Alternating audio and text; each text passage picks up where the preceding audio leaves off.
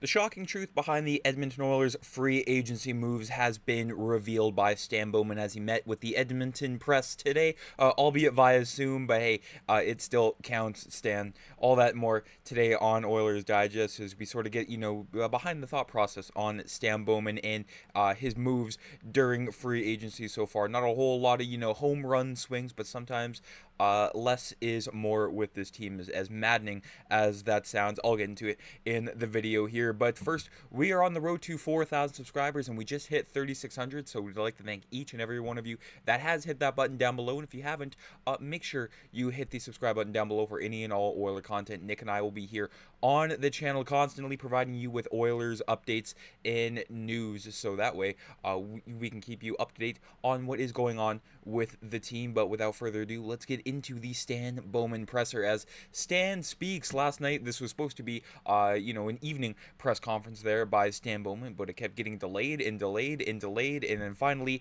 it was canceled last night, July 1st at 7 o'clock Central Time, 6 o'clock Mountain there, but finally, via Zoom there, Bowman discussed the Oilers' free agent signings, and not just that, but his plans heading into the season, or I guess not his full plans, but just his thought process on what he did do, what he didn't do, and what him and the rest of the Oilers front office is planning on doing for the rest of the offseason. His Daily Faceoff listed the Oilers as one of their losers being free agencies. They noted the Oilers didn't get the winger for Draisaitl there, even though I think Andrew Mangiapane could be beside Leon Draisaitl on that second line. You have a guy like Matt Savoy that could easily slot on the right side of Leon Draisaitl there. And again, one of their biggest issues with the Oilers was not addressing the goaltending situation. But I mean, the jury was out on the goaltending. The entire league knew the Oilers needed a goalie, and therefore the Oilers, unfortunately, as of this recording,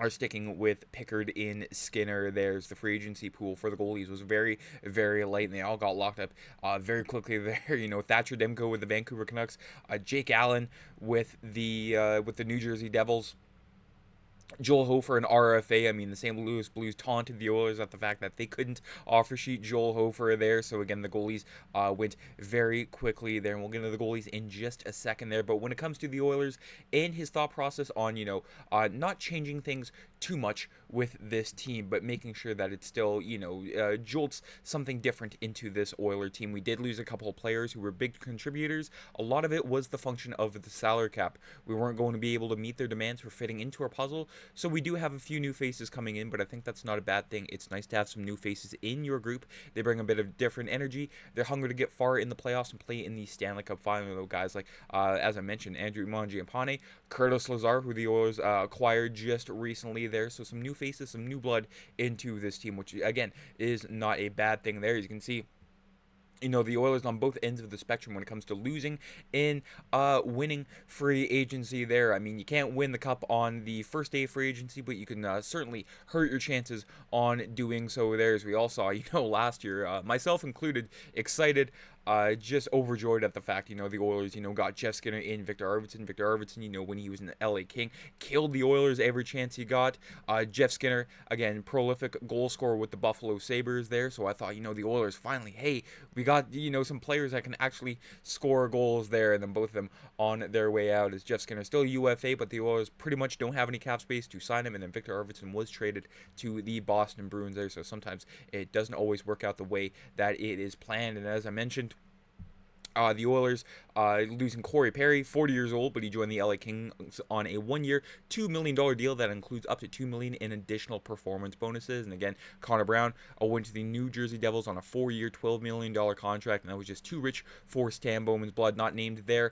Again, John Klingberg went to the San Jose Sharks, 1-year, $4 million deal. So, again, when these players are on good teams, that sort of bumps their price up, and the Oilers just unable to match. But Stan Bowman bringing in new faces, it's always a good thing for the team. We're turning the page forward and looking at some different combinations we can have now with some new players. I do think that's a positive. Something we're trying to build on is a little bit of newness in our group. I think that will help us get going into next year, we're not just coming back with the same exact group of players in the same blueprint. It's going to be a new team. All the key players are back. It's just finding the right mixture. That's what, makes it exciting. And for that reason, I think we're in a really good spot right now. There's a fine line between, blowing up the team, and exactly that's what the Oilers should not do. I mean, they've got to the Stanley Cup final, albeit, not winning, but still the right pieces there nearly led them to the promised land there, so it wouldn't be wise. But again, you need some new faces in there. Otherwise, you get caught in a rut,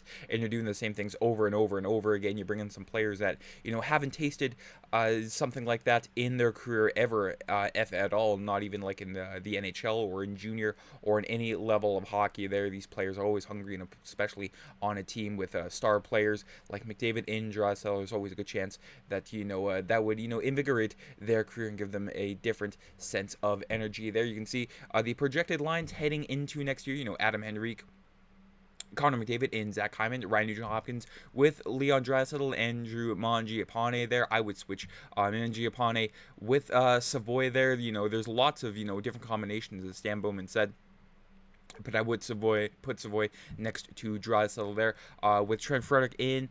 David Tomasek there, the newly signed European free agent out of, I do believe it was the Swedish Elite League. David Tomasek, the Czech forward, the top scorer in that league last year. And then last year, the fourth line. I mean, lots of competition for the fourth line center spot. Noah Phillip in the newly signed Curtis Lazar with Kasper Kapanen in Matthias Janmark there. And on the back end, looks to be the same. Matthias Ekholm and Evan Bouchard, Darnell Nurse, and Brett Kulak. And then the Oilers finally get Jake Wallman for a full season next to Ty Emberson there. Hopefully Ty Emberson can have a bounce back year. Again, his first season with the Oilers, it wasn't the worst, but you could tell there were some growing pains there going from San Jose to Edmonton there. I mean, a market that is hockey obsessed. I mean, you go from San Jose, again, they love their hockey, but not to the level of Edmonton there. But Evan Bouchard, I mean, that was a guy the Oilers had to extend. And when it comes to, long term with Evan Bouchard, that wasn't in the cards with Stan Bowman. We were going for an 8-year deal, but again, that wasn't really in the cards. The agent indicated that wasn't something they thought made sense for them.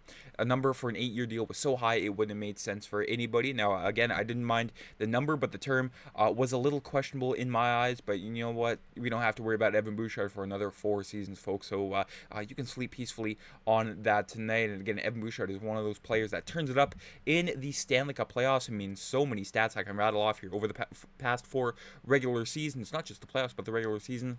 He ranks 9th in points, 22nd in plus minus, and 10th in points per game. And then let's go over the postseason stats. I mean, 1st in points, tied for 2nd in games played, 1st in goals for a defenseman, 1st in assists for a defenseman. These are all for a defenseman, by the way. That should go without saying. And then 1st in power play goals and power play points, and then 1st in shots on goal there. So Evan Bouchard, sure, he might have his ups and downs in the defensive zone, but he is quite the player when he is on top of his game there. Now the real question, as I mentioned earlier, goalies. There's not a whole lot for free agent goalies. I mean, the only one on this list here I would, even think about going after is Devin Levi out of Buffalo there, but he's an RFA, so the Buffalo Sabres have all the leverage. But again, all of these names, I mean, Robin Lehner, I think, he's done in his career. Georgiev, I wouldn't touch with a 10-foot pole. Dan Vladar is still on this list for some reason, but I do believe he was signed. And then Ilya Samsonov, no thank you. And then the last two, they're Reimer and Soderblom. I'd take a younger James Reimer, but not at 37 years of age there. So the Oilers will have to get very creative if they want to upgrade their goaltending tandem for this upcoming season. Stan Bowman reflected on that, said, we're just doing our job in talking to teams and agents, but nothing out there really made any sense for us to move forward on. Where we are now makes the most sense for us. So it looks like Stan Bowman, barring any big-time trade, I think he'll stand pat for the rest of the the summer. I mean, it's a very long off season. We still have 2 months to go before we can even start thinking about training camps there. So the Oilers, even though they quote unquote lost the first day of free agency, there's still lots of time to get something going there. And I'm not worried whatsoever. I mean, if we go heading into preseason, nothing extravagant has happened. Okay, that's when it's time to hit the panic button there. But right now, I mean, it's the beginning of summer. no reason to panic whatsoever there. As you can see, the Oilers starting tandem will probably be Stuart Skinner and Calvin Pickard, but there's always a chance for an in-season acquisition or even at the trade deadline there. I mean, if there's nothing at the trade deadline, I think that's when we can, throw the pitchforks at Stan Bowman there. But, the current cap space, even though the Oilers could do, lots of cap gymnastics there with sending players down, trading players, I just don't think there's any reason why the Oilers should make any panic moves at this time, because, panic moves rarely work out for this team, if at all there. So Stan Bowman and the rest of his team staying pat for now there. But at least, at least we're not the LA Kings. I mean, paying Cody Ceci 4 years, $4.5 million. Joel Edmondson for some reason, the rotting corpse of Drew Doughty on that top pair. So it could always be worse. It could always be the LA Kings. And for that, I am very happy. But that is it for today's video. Let me know down in the comments what you think about Stan Bowman's presser. If you watched any of it, if you read any of the transcripts, his thoughts and visions on the team. I'm very curious to see what you all have to say about that in the comments there. And are you worried about the Oilers, not doing any, big time deals or signings on the first day of trade deadline? I mean, today's the second day of trade. Not trade deadline, free agency. I'm getting my my hockey calendar mixed up here, folks. The second day of free agency there. I'd love the Mangiapane signing there, and if that's all they did for the first, month and a half, sure, I'll take it. That's a win. But take care. Have a great rest of the day, folks. I'm Matt.